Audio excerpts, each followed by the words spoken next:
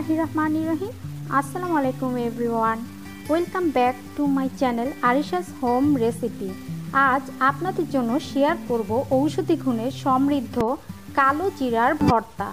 কালো জিরা রোগ প্রতিরোধ ক্ষমতা বাড়ায়, তাই অবশ্যই চেষ্টা করবেন এই ভর্তাটা খাওয়ার। চলে যাচ্ছি ভর্তা করতে।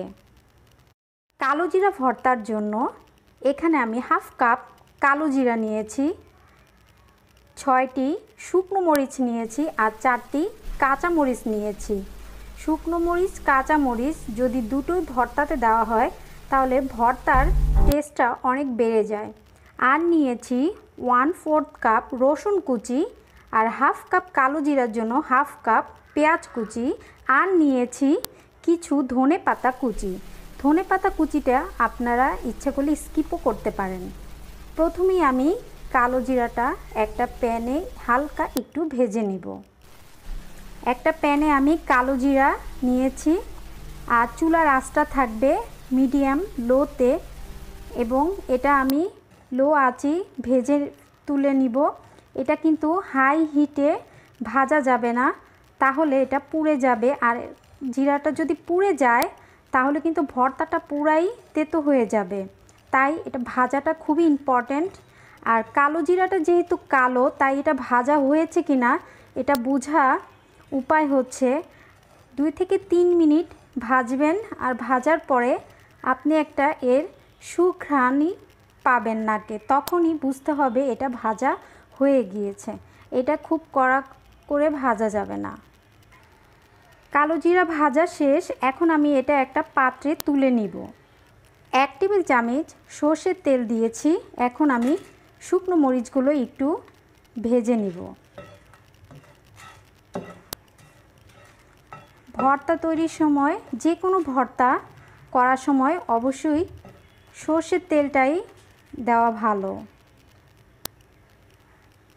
শুকনো মরিচ ভাজা শেষ, এখন আমি মরিচটা একটা পাত্রে তুলে নিব। একই তেলে পেঁয়াজ আর রসুনটা একটু ভেজে নিব। পেঁয়াজ রসুন আর কাঁচা মরিচটা আমি একটু ভেজে নিব।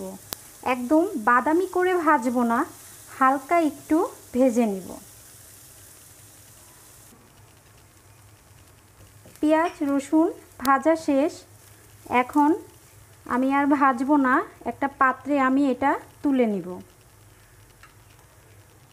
প্রথমেই আমি ব্লেন্ডারের জগে কালো জিরাগুলো নিয়ে নিয়েছি। এখন আমি এটা গুঁড়ো করে নিব।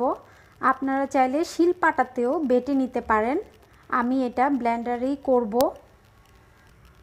কালো জিরাটা আমি খুব ভালোভাবে গুঁড়ো করে নিয়েছি, কারণ দানাদার থাকলে আমার ভালো লাগে না। আপনারা যারা একটু দানাদার খেতে পছন্দ করেন তারা আরও কম গুঁড়ো করে নিলেই হবে। আমি একদম গুঁড়ো করে নিয়েছি, একদম মিহি করে। প্রথমে আমি শুকনো মরিচটা একটু গুঁড়ো করে নিব।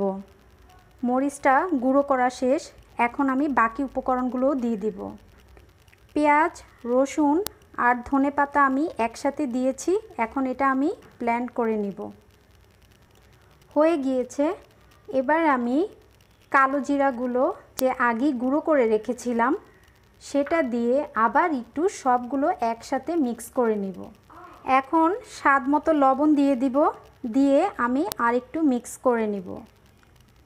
তৈরি হয়ে গেল তেতো ছাড়া কালো জিরার ভর্তা। আপনারা অবশ্যই এটি তৈরি করে খাবেন। এই ভর্তা গরম ভাত এবং খিচুড়ির সাথে দারুণ লাগে। আশা করি আজকের রেসিপিটি আপনাদের ভালো লেগেছে। ভালো লেগে থাকলে সাবস্ক্রাইব করে আমার পাশে থাকবেন। সবাই ভালো থাকবেন এবং সুস্থ থাকবেন। আল্লাহ হাফেজ।